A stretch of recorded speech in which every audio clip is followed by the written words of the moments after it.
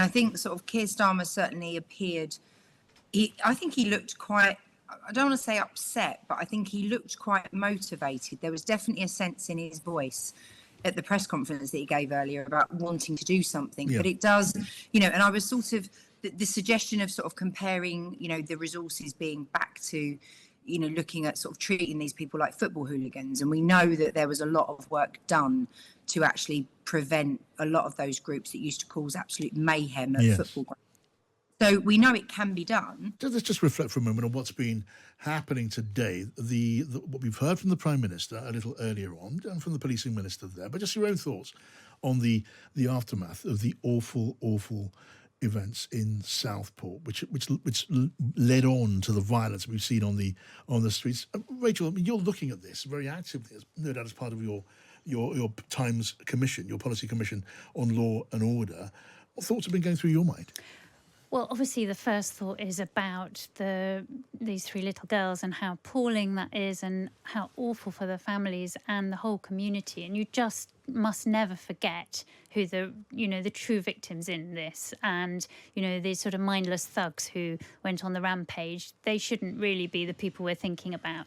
But it is also important that violence broke out more widely. And what's struck me over and over again with the Crime and Justice Commission is that crimes don't happen in a vacuum.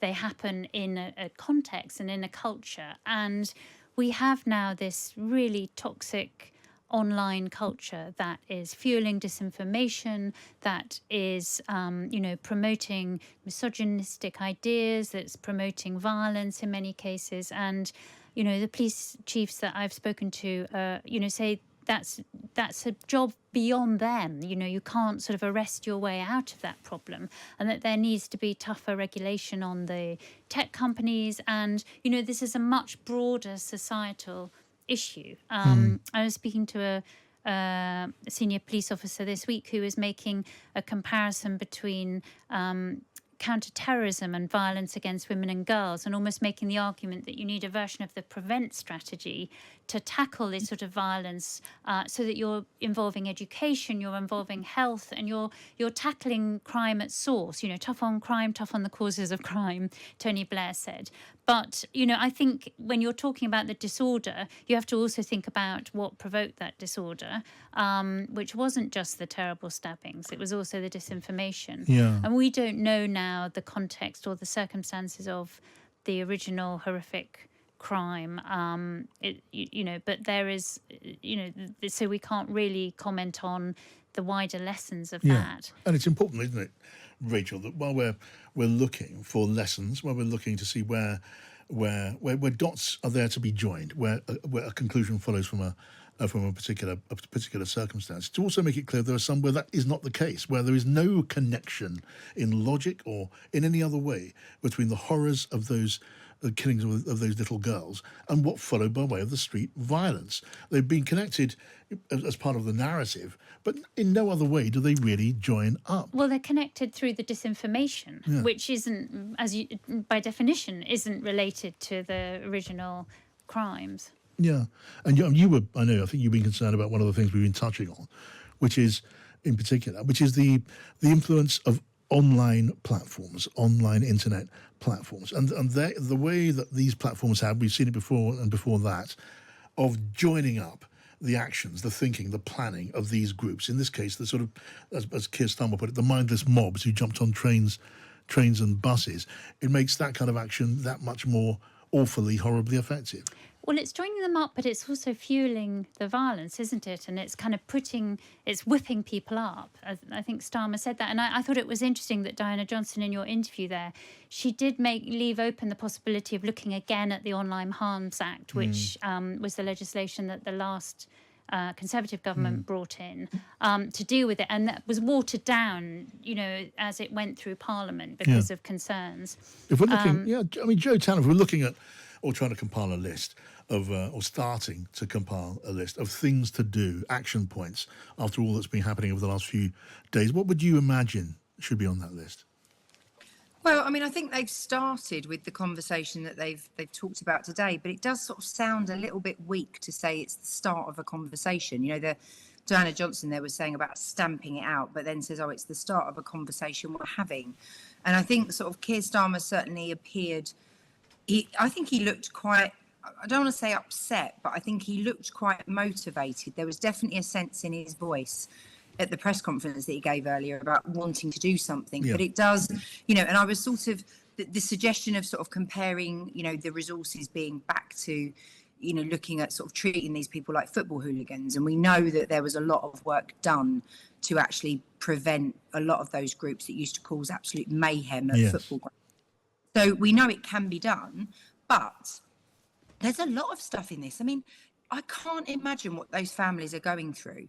And to think that not only have they had the loss of a child, but then they see the photo of that child on one of these people's T-shirts while they're then throwing stuff at police, saying that they're doing it effectively in that child's name. It's just disgusting. There's sort of, the list is enormous, John, really, as to sort of where do you start and say what is acceptable behaviour and what is not, because using innocent victims like that to sort of justify what you want to go out and do is just abhorrent. It is awful. Yeah, I mean, again, that does hit another nail on the head. Where do you draw various lines, Rachel? I mean, the Prime Minister, no doubt rightly, making the point that there is a power of against incitement to violence, and that applies online when it comes to posts on social media. But we're not going to be talking most of the time about a social media post that says, let's gather on this street and cause mayhem and throw a brick at the police. It's going to say, let's gather and express our feelings. And everyone will know what that means.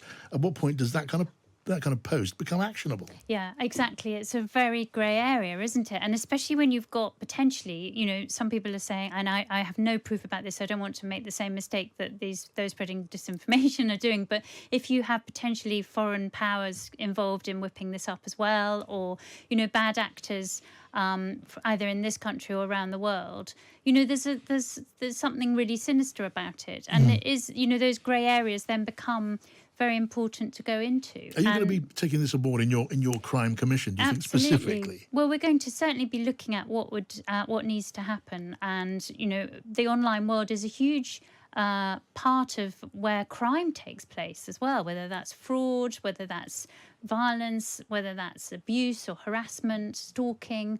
Now a lot of crimes are committed online. They're not committed, but then the danger is that spills over into the physical world. Yes. I was speaking to a police officer this week who's making the point that violent pornography, they're seeing increasingly evidence that there's a link between that and some rapes.